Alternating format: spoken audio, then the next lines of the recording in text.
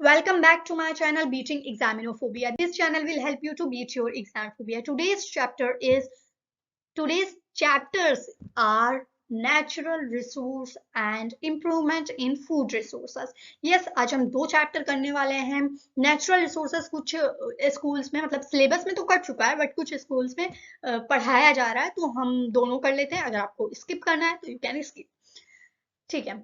Natural resource होते क्या है? सबसे पहले बात हम करते हैं कि रिसोर्सेज क्या होते हैं. रिसोर्सेज बेसिकली जो लिविंग क्रिएचर्स के काम आ सके उन्हें हम रिसोर्स कह देते हैं. ठीक है. जैसे कि आपके काम क्या आ रहा है? आपके काम मोबाइल भी आ रहा है. ठीक है. आपके काम पेंसिल, बुक्स, ये सब रिसोर्स हैं. अब नेचुरल रिसोर्स का मतलब ये है कि नेचर से कौन कौन रिसोर्स हमको मिले हैं. ठीक है. ऐसे तो बहुत सारे रिसोर्सेज हैं बट जो कि अर्थ पर हैं. ठीक है. जो कि अर्थ पर लिविंग कंडीशन बना रहे हैं वो रिसोर्सेज एयर है, वाटर है, सॉइल है. ठीक है. अब देखते हैं.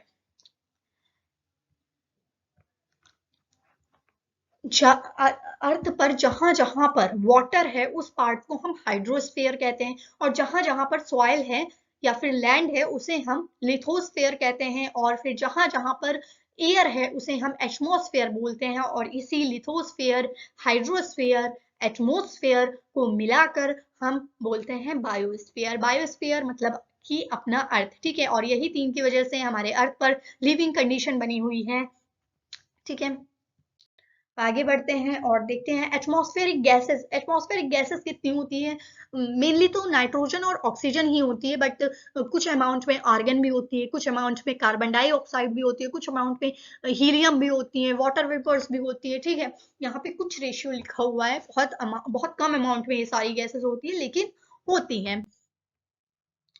पोल्यूशन. पोल्यूशन क्या है? अनडिजायरेबल चेंज नेचर में लाना, उसे हम पोल्यूशन बोलते हैं. और जो पोल्यूशन कॉज करने वाले चीजें हैं उन्हें हम पोल्यूटेंट बोलते हैं. ये जो एग्जांपल लिखा हुआ है ये बेसिकली सारे एयर पोल्यूशन के पोल्यूटेंट है. ठीक है. Carbon dioxide, carbon monoxide, nitrogen dioxide and sulphur dioxide. Yes.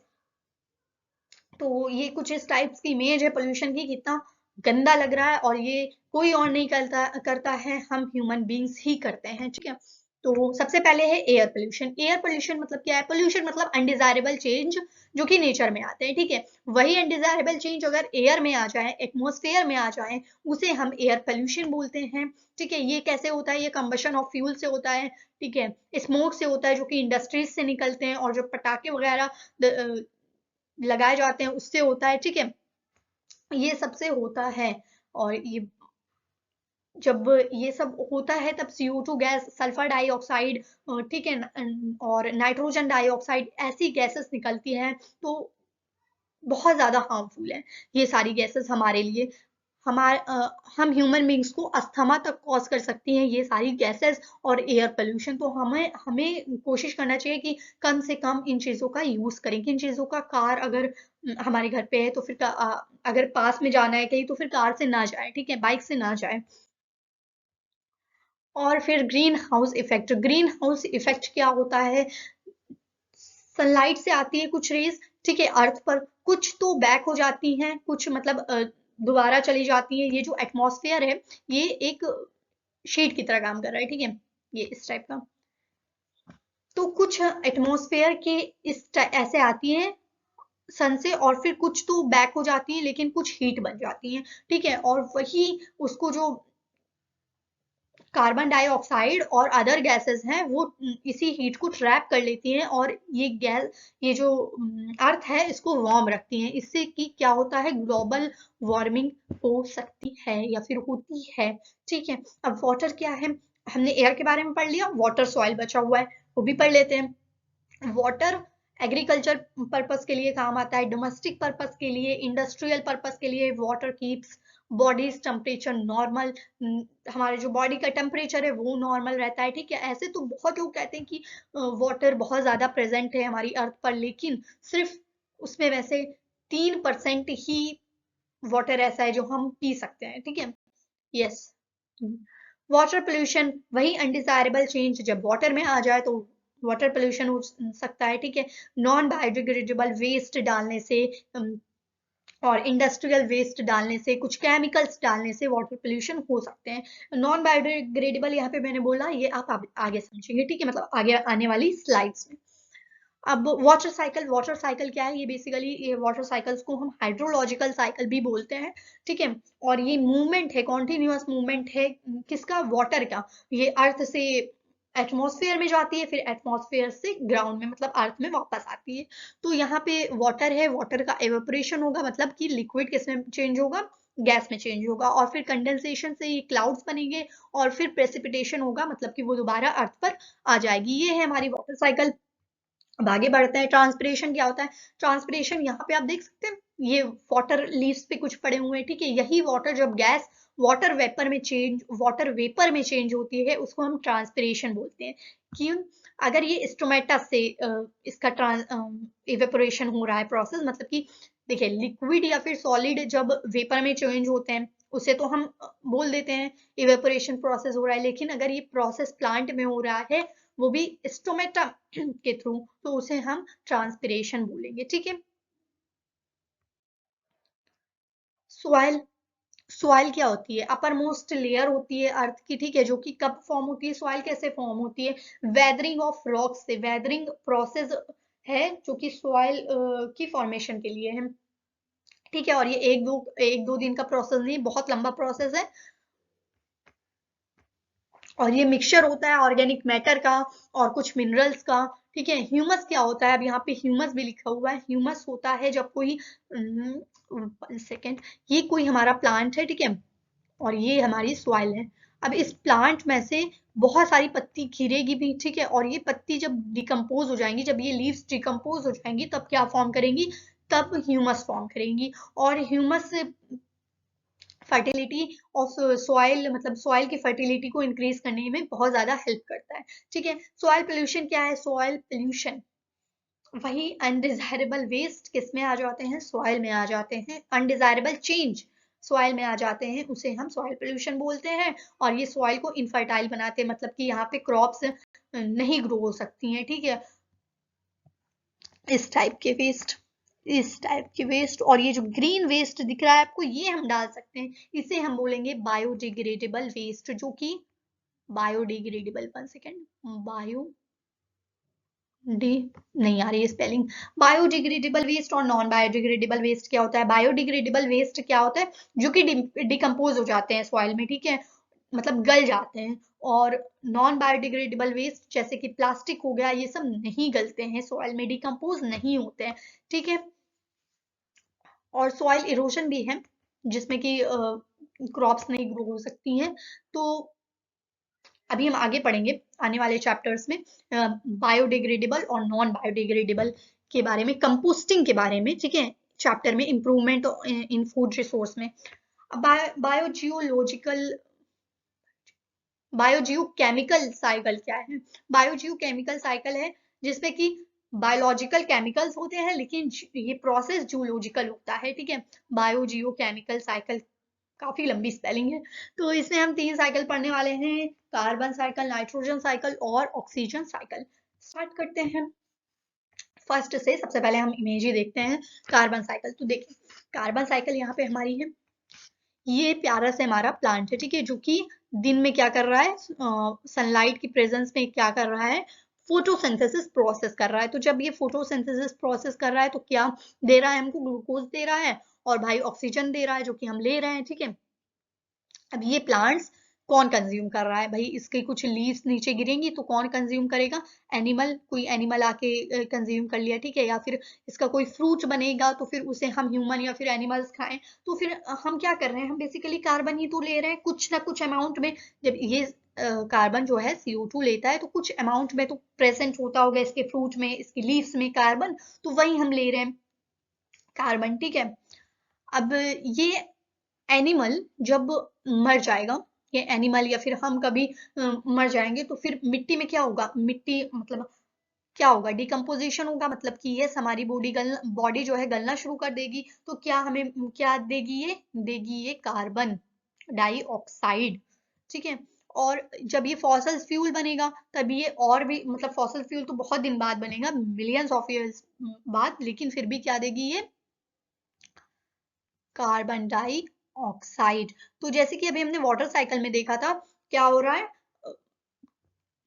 Water atmosphere से अर्थ में आ रहा है, ऐसे ही कार्बन डाइऑक्साइड एटमॉस्फेयर से अर्थ में आ रहा है। अर्थ कहाँ, ये फॉसल फ्यूल्स में है नहीं अर्थ पे कार्बन डाइऑक्साइड, ठीक है। और प्लांट रिस्पायरेशन करेगा तब भी CO2 देगा, एनिमल रिस्पायरेशन करेगा तब भी CO2 देगा, मतलब हम ऑक्सीजन लेते हैं और कार्बन डाइऑक्साइड निकालते हैं, ठीक है। अब आप सोच रहे होंगे प्लांट रिस्पायरेशन करते वक्त तो CO2 लेता है, मतलब कि देता नहीं है, नहीं, यही होता है ना। लेकिन CO2 कार्बन डाइऑक्साइड प्लांट कब लेता है, जब वो फोटोसिंथेसिस प्रोसेस करता है, वरना वो ऑक्सीजन ही लेता है। तभी हमें रात के समय बोला जाता है कि प्लांट के पास ना रहो, पेड़ों के पास ना रहो, क्यों, क्योंकि तब ऑक्सीजन की कमी हो सकती है हमारे अंदर, ठीक है। तो इतना समझ में आया कि रात के वक्त प्लांट क्या करते हैं, ऑक्सीजन ही लेते हैं। अब आया हमारा ऑक्सीजन साइकिल, ऑक्सीजन ऑक्सीजन, अब ऑक्सीजन साइकिल, यस। प्लांट्स ने क्या किया, फोटोसिंथेसिस प्रोसेस किया और क्या हमें दिया, ऑक्सीजन दिया, जिसे हम ऑक्सीजन ले रहे हैं, ठीक है। ऑक्सीजन ले रहे हैं और उसे रिस्पायरेशन प्रोसेस के लिए यूज भी कर रहे हैं, ठीक है। और फिर रिस्पायरेशन प्रोसेस हुआ तो फिर हमने क्या दिया प्लांट्स को, in the presence of sunlight, मतलब सनलाइट में ही तो प्लांट्स लेगा कार्बन डाइऑक्साइड, तो कार्बन डाइऑक्साइड हमने छोड़ा, ठीक है। और कार्बन डाइऑक्साइड लिया किसने, ये लिया है ट्री ने, प्लांट ने, ठीक है। ये हो गया हमारा ऑक्सीजन साइकिल। और नाइट्रोजन साइकिल थोड़ा सा टफ है बट हो जाएगा। ये हमारा है एटमॉस्फेरिक नाइट्रोजन, ठीक है। अब ये किस में गया है, ये प्लांट में गया है, तो मतलब सॉइल में गया है। तो सॉइल में अगर किसी प्लांट की रूट है तो फिर उस रूट में क्या होंगे, नाइट्रोजन फिक्सिंग बैक्टीरिया होंगे, ठीक है। ये क्या होते हैं, जैसे राइजोम, ये एक बैक्टीरिया है जो कि नाइट्रोजन को फिक्स करता है। अब ये किसमें फिक्स करेगा, अमोनियम आयन में, अमोनियम आयन में, जिसे इस प्रोसेस को कहते हैं अमोनिफिकेशन, ठीक है। अब ये अमोनियम आयन किसमें चेंज होगा, नाइट्राइट में चेंज होगा। इस प्रोसेस को हम नाइट्रिफिकेशन कहते हैं और ये कौन करता है, नाइट्रीफाइंग बैक्टीरिया करता है। अब ये नाइट्राइट्स को भी नाइट्रेट में चेंज होना होगा और ये कौन करेगा, नाइट्रीफाइंग बैक्टीरिया ये भी करेगा, नाइट्राइट्स को नाइट्रेट में चेंज करेगा, ठीक है। अब ये जो नाइट्रेट है वो तो प्लांट ले लेगा, लेकिन अगर कुछ अमाउंट में नाइट्रेट बच गया, ये प्लांट जो है ले लेगा, ठीक है, ये प्लांट ले लेगा। कुछ अमाउंट में अगर बच गया तो डीनाइट्रीफाइंग बैक्टीरिया उसको वापस से किस में कन्वर्ट कर देगा, एटमॉस्फेरिक नाइट्रोजन N2 में कन्वर्ट कर देगा। ये हो गया हमारा नाइट्रोजन साइकिल। अब हमारा सेकेंड चैप्टर है इम्प्रूवमेंट इन फूड रिसोर्सेस, ठीक है। फूड रिसोर्सेज में हम कैसे इम्प्रूवमेंट कर सके, मतलब इतनी बढ़ती पॉपुलेशन में हमें फूड भी बढ़ता हुआ चाहिए, ठीक है, बल्कि और कम होता जा रहा है फूड, तो ये हम इम्प्रूव कैसे कर सकें। तो सबसे पहले हम ये देखते हैं कि हमारी बॉडी के लिए कैसे कैसे मिनरल्स जो है, न्यूट्रिएंट्स जो है वो चाहिए होते हैं। तो कार्बोहाइड्रेट्स, फैट, प्रोटीन्स, ये क्या होते हैं, ये हमें एनर्जी देते हैं, ये न्यूट्रिएंट्स, ठीक है। और विटामिन और मिनरल्स हमें प्रोटीन्स नहीं देते हैं, बट ये हमारे बॉडी के लिए बहुत ज्यादा इंपॉर्टेंट होते हैं, वरना अगर इनकी कमी हो जाए तो कुछ डिजीजेस हो सकती हैं हमारी बॉडी में, ठीक है। सबसे पहले हमारी बॉडी क्या ढूंढता है, कार्बोहाइड्रेट्स, ठीक है। कार्बोहाइड्रेट सबसे पहले ढूंढता है, फिर उसके बाद अगर उसको कार्बोहाइड्रेट्स नहीं मिला या फिर डाइजेस्ट हो गया, उसके बाद प्रोटीन्स और फिर फैट्स ढूंढता है। इसी वजह से कि फैट्स दबे रह जाते हैं और जिससे कि हम मोटे मोटे होते चले जाते हैं। अब एग्रीकल्चर और है एनिमल हस्बेंड्री, ये चैप्टर हमें दो पार्ट में पढ़ना है। एग्रीकल्चर जिसमें है crop variety improvement, crop production और क्रॉप प्रोटेक्शन। तो क्रॉप वैरायटी इंप्रूवमेंट हम पढ़ते हैं। सबसे पहले हम हाइब्रिडाइजेशन करेंगे। हाइब्रिडाइजेशन में क्या होगा, ये कैसा प्रोसेस है जिसमें हम क्रॉस करवाते हैं, ठीक है। दो दो स्पीशीज के बीच में या फिर दो सेम प्लांट के बीच में क्रॉप होगी। अब इसके लिए चाहिए क्या, इम्प्रूव्ड क्वालिटी चाहिए, हायर यील्ड चाहिए, एबायोटिक बायोटिक रेजिस्टेंस चाहिए, मतलब कि वो ज्यादा डिजीज ना कॉज कर सके, ठीक है, मतलब बायोटिक और एबायोटिक कुछ चीजों से रेजिस्टेंस चाहिए, मतलब कि उसको कॉज ना कर सके, कुछ उसको हार्म ना कर सके, कुछ चेंज इन मैच्योरिटी ड्यूरेशन, मतलब कि बहुत ज्यादा उसका मैच्योरिटी ड्यूरेशन नहीं होना चाहिए, 1 साल 2 साल में हमारी जो है क्रॉप है वो तैयार हो रही है, नहीं। वाइडर एडेप्टेबिलिटी, मतलब उसके इतने नखरे नहीं होने चाहिए कि मैं ज्यादा पानी में नहीं लगूंगा, या मैं इस मिट्टी में नहीं लगूंगा, ठीक है, सिंपल से हर जगह वो लग जाना चाहिए। और डिजायरेबल कैरेक्टरिस्टिक्स, मतलब कि जैसे अगर मेरी कोई क्रॉप है तो मैं ये नहीं चाहूंगी कि प्लांट जो है सिर्फ लंबा ही होता चला जाए, उसमें कुछ फसल ना दे मुझे। मैं चाहूंगी भले ही प्लांट इतना ही बड़ा रहे, भले ही प्लांट इतना ही बड़ा रहे, लेकिन भर भर के फसल दे, ठीक है। तो ये सभी यही चाहते हैं, तो कैरेक्टर्स होने चाहिए। अब प्रोटेक्शन की बात कर लेते हैं। प्रोडक्शन है। तो प्रोडक्शन के लिए, क्रॉप प्रोडक्शन के लिए मैन्योर चाहिए होता है, फर्टिलाइजर चाहिए होता है क्रॉप्स को। ये मैन्योर फर्टिलाइजर अभी हम बात करेंगे, चले अभी बात कर लेते हैं मैन्योर क्या होता है, फर्टिलाइजर्स क्या होता है।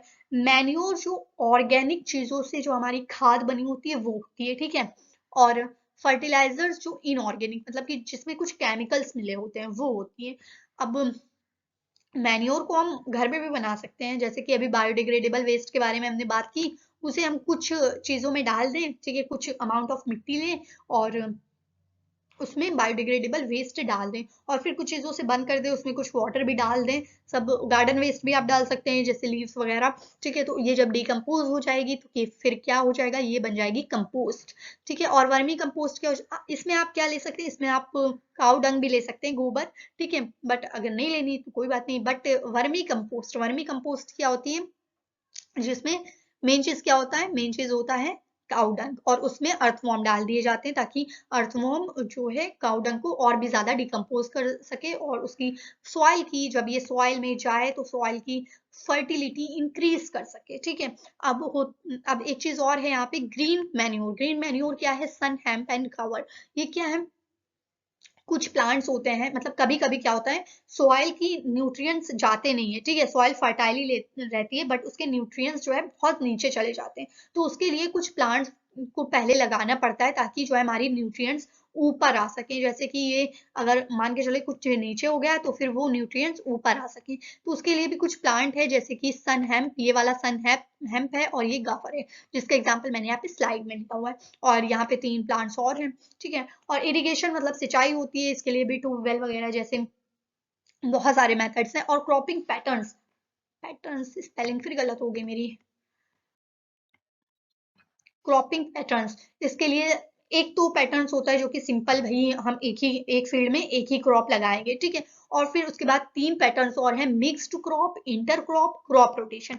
मिक्स्ड क्रॉप क्या है, अब एक फील्ड में आप चाहे जितनी क्रॉप लगा दीजिए, 3 लगा दे, 4 लगा दे, मतलब ज्यादातर 3 से ज्यादा लोग नहीं लगाते हैं, बट यस आपकी चॉइस है। और इससे एक फायदा होता है कि मान लीजिए अगर कोई प्लांट है, अगर कोई प्लांट है जिसको वेट कोई प्लांट है जिसको कार्बन, नाइट्रोजन और फॉस्फोरस मिनरल ही चाहिए, ठीक है, और दूसरा नहीं चाहिए, तो और बाकी के जो मिनरल्स हैं वो बाकी के मिनरल्स कौन ले लेगा, दूसरा प्लांट ले लेगा, और उसको भी अगर 3 4 बचे उसमें में से, तो उसमें से तीसरा प्लांट ले लेगा। तो ये एक फायदा होता है कि आपके सारे मिनरल्स जो है यूज में आ जाते हैं। और इंटर क्रॉप क्या होता है, इंटर क्रॉप भी यही होता है लगभग मिक्स्ड क्रॉपिंग की तरह, बस इसमें क्या होता है, एक दो दो प्लांट्स जो है, दो प्लांट्स चूज कर लिए जाते हैं कि हमें ये वाली क्रॉप भी है लगानी है, इसकी क्रॉप हमें ग्रो करनी है, तो ऐसे वैरायटी चूज करनी है जिसमें ये है एक और ये है एक। मान लीजिए अगर कभी इसमें इंसेक्ट लग गया, इस वाले में, 1 मिनट, इस वाले में इंसेक्ट लग गया तो इसका इंसेक्ट इस वाले फील्ड में ना जा सके, इस वाले रो में ना जा सके, ठीक है। और जब इसमें जा ही नहीं पाएगा तो इसमें कैसे चला जाएगा, तो इससे ये भी है कि सिर्फ एक टाइप की क्रॉप है उसकी सिर्फ एक ही रो खराब होगी, बाकी की ये भी तो इसी टाइप की है बट ये खराब नहीं होगी, तो इससे बहुत ज्यादा फायदा रहता है, ठीक है। क्रॉप रोटेशन क्या है, क्रॉप रोटेशन प्लानिंग से हम लगाएं, जैसे कि पहले पहले साल हम पोटैटो या टमाटो लगा लिए, फिर दूसरे साल हम पीस ये सब लगा लिए, ठीक है। फिर उसके अगले साल या फिर अगले साल कैबेज इस टाइप के लगा लिए, फिर उसके अगले साल कैरेट वगैरह लगा दिए। तो ये क्रॉप रोटेशन है जो कि प्लानिंग से हो कि भाई इस साल मुझे ये लगाना है, उसके अगले साल मुझे ये लगाना है, उसके अगले साल मुझे ये लगाना है, ठीक है। क्रॉप प्रोटेक्शन मैनेजमेंट, प्रोटेक्शन जैसे कुछ घास वास आ जाती है जैसे कि ज़ैंथियम, पार्थेनियम, तो उसके लिए हर्बिसाइड्स होते हैं कुछ, ठीक है। अगर ऑर्गेनिक फार्मिंग लोग कर रहे हैं तो फिर उसको तो कोई चीज से निकालना पड़ेगा, ठीक है। और पेस्ट, पेस्ट क्या होता है? पेस्ट जो कि डिजीज कॉज कर सकते हैं प्लांट्स में, ठीक है। और इंसेक्ट जो कि पत्तियों को खाने लगते हैं प्लांट्स की, ठीक है। तो पेस्टिसाइड्स और इंसेक्टिसाइड्स भी यूज किया जा सकता है, बट अगर ऑर्गेनिक फार्मिंग है तो फिर कोई नीम के पत्तों से भी काम चलाया जा सकता है। और इसमें काफी ज्यादा टाइम लगेगा, कम प्रोडक्शन होगा, बट वो जो ऑर्गेनिक फार्मिंग वाला जो क्रॉप है, जो उसमें से निकली हुई फसल है, वो ज्यादा हेल्दी होगी हमारे लिए, ज्यादा नहीं बहुत ज्यादा एक्चुअली, ठीक है। कैटल कैटल फार्मिंग, अब हमारा कैटल फार्मिंग, सब फार्मिंग ये वाला एनिमल हस्बेंड्री बचा हुआ है, ठीक है। तो इसकी दो वेराइटीज आपको याद करनी है, मतलब दो साइंटिफिक नेम, इसको मैं अंडरलाइन करना भूल गई। बॉस इंडिगस, बॉब्स इंडिगस और बॉब्स बिबल्स, ठीक है। काऊ और बफेलो, ये है काऊ का नाम साइंटिफिक नेम, और ये है बफेलो का साइंटिफिक नेम। अब इसमें भी दो टाइप्स के होते हैं, draught animal and milch animals. Draught animals क्या होते हैं? जो खेतों में काम करते हैं, ठीक है। जो मेल्स होते हैं जो खेतों में काम करते हैं, मजदूरी करते हैं, ठीक है, वो ड्रॉट एनिमल्स होते हैं। और मिल्च एनिमल्स जो कि मिल्क प्रोड्यूसिंग एनिमल्स होते हैं, उन्हें मिल्च एनिमल्स कहा जाता है। इसमें भी लोकल ब्रीड हो जाती है और फॉरेन ब्रीड हो जाती है। जैसे कि ये जो एग्जाम्पल है, ये जो फोटो है, ये किसकी है? ये रेड सिंधी लोकल ब्रीड की है। और फिर सहीवाल हो जाएगा, और ब्राउन स्विस, जर्सी, ठीक है, ये हमारी हो जाएगी लोकल ब्रीड और फॉरेन ब्रीड। अब इसका क्रॉस भी करवाया जाता है, इसका वेट, इसका क्रॉस भी करवाया जाता है। जैसे लोकल ब्रीड, अगर मान लीजिए डिजीज इसके नहीं होते ये लोकल ब्रीड को, और फॉरेन ब्रीड क्या है, हमें मिल्क प्रोडक्शन ज्यादा देती है। तो अगर इसकी जो हम इसको जो अगर हम क्रॉस करवाएं, तो इसकी जो आने वाली जनरेशन होगी या फिर इसके जो बच्चे होंगे, वो क्या होंगे? इनके पास मिल्क प्रोडक्शन भी ज्यादा होगी और उनके अंदर डिजीज का भी इतना ज्यादा खतरा नहीं होगा। तो इस वजह से ये बहुत ज्यादा मतलब हेल्पफुल हो जाता है क्रॉस करवाना, ठीक है। अब प्रॉपर क्लीनिंग होनी चाहिए, ठीक है। रेगुलर ब्रशिंग इनके ऊपर होनी चाहिए। फूड में इनको क्या क्या देना चाहिए? रफेज, रफेज मतलब जो घास फूस ये खाते हैं वो, ठीक है, घास वगैरह ये जो खाते हैं। और कंसंट्रेट क्या है? कंसंट्रेट बेसिकली है इंपॉर्टेंट, ये इंपॉर्टेंट होता है किसके लिए? मिल्च एनिमल्स के लिए। ये मिल्क की प्रोडक्शन को बढ़ाता है, ठीक है। और पैरासाइट्स भी इनके अंदर ना कुछ डिजीजेस भी हो सकते हैं, जैसे कि पैरासाइट्स, अगर किसी ने पैरासाइट्स ने अटैक कर दिया, ठीक है। स्टोमक, इंटेस्टिनियल और लीवर डिजीजेस भी हो सकती हैं। वैक्सीनेशन, कुछ डिजीजेस के लिए इनको वैक्सीनेशन भी दिया जाता है, जैसे bacterial and viral animals, viral diseases के लिए, आई एम सॉरी यहाँ पे डिजीजेस होगा, के लिए इनको जो है वैक्सीनेशन भी दिया जाता है। पोल्ट्री फार्मिंग क्या है? अब पोल्ट्री फार्मिंग में भी हमें या फिर हमें एक हैन से क्या चाहिए होता है, या फिर एक या फिर एग चाहिए होता है, या फिर चिकन चाहिए होता है, ठीक है। तो जो एग, जो हमें एग देते हैं उन्हें लेयर्स बोलते हैं, और जो चिकन देते हैं वो ब्रॉयलर्स कहते हैं, ठीक है। और इसमें भी लोकल हो जाते हैं, जैसे असील हो गया, ठीक है, फॉरेन हो जाते हैं जैसे लेगहॉर्न हो गया। और जो ब्रॉयलर्स होते हैं उनको प्रोटीन, विटामिन, फैट्स ये सब ज्यादा दिया जाता है। क्यों? क्योंकि इन्हें इन्हें किसके लिए यूज किया जाएगा? इन्हें चिकन के लिए यूज किया जाएगा। तो ये भी तो मोटे होने चाहिए ताकि उसमें से चिकन जो है ज्यादा निकले, ठीक है। और कुछ इनके ऊपर स्प्रे किया जाता है ताकि इनको इन्फेक्शन कोई भी चीज का ना हो, और इन्हें भी वैक्सीनेशन दी जाती है, जैसे वैक्सीन दी जाती है जैसे उनको दी गई थी पिछले वाले को, कैटल्स को। फिश प्रोडक्शन, अब फिश प्रोडक्शन में कैप्चर फिशिंग होती है और कल्चर फिशिंग होती है। कैप्चर फिशिंग, जाल डाल दिया और मछलियां आ गई, वो हो जाएगा। कल्चर फिशिंग, हम मछलियों का पालन करें, ठीक है। उसमें अब कल्चर फिशिंग में भी एक्वा, वो एक्वा पानी में मतलब फ्रेश वाटर में हो रही है या फिर मरीन वाटर में हो रही है। अब fish culture with rice crops भी होता है, ठीक है। राइस क्रॉप्स में हम जानते हैं पानी बहुत ज्यादा लगता है, तो फिर पानी ज्यादा लगता है वहां पे फिश डाल दिया तो फिर वो अपना बढ़ती रहेंगी। और ये है हमारी कंपोजिट फिश कल्चर में क्या होता है कि कुछ वैरायटीज डाली जाती है, जैसे कि ये 3 वैरायटीज है, केटला, रोहू और मृगल, ठीक है। तो मृगल क्या करती है, ये नीचे रहती है एकदम नीचे बॉटम में, और रोहू मिडल में रहती है, केटला सरफेस पे रहती है। तो अगर कोई खाना आएगा मतलब कोई फूड किसी ने डाला तो फिर कुछ ये लेगी, और उसको जो नहीं मिल पाया जो नीचे गिर गया तो फिर वो रोहू ले लेगी, और उसमें से भी जो नीचे गिर गया वो मृगल ले लेगी। इस तरीके से फूड का जो है वेस्ट भी नहीं होगा, पूरी तरीके से यूज हो जाएगा। अब आगे बढ़ते हैं, बी कीपिंग जिसे हम एपीकल्चर भी बोलते हैं। एपी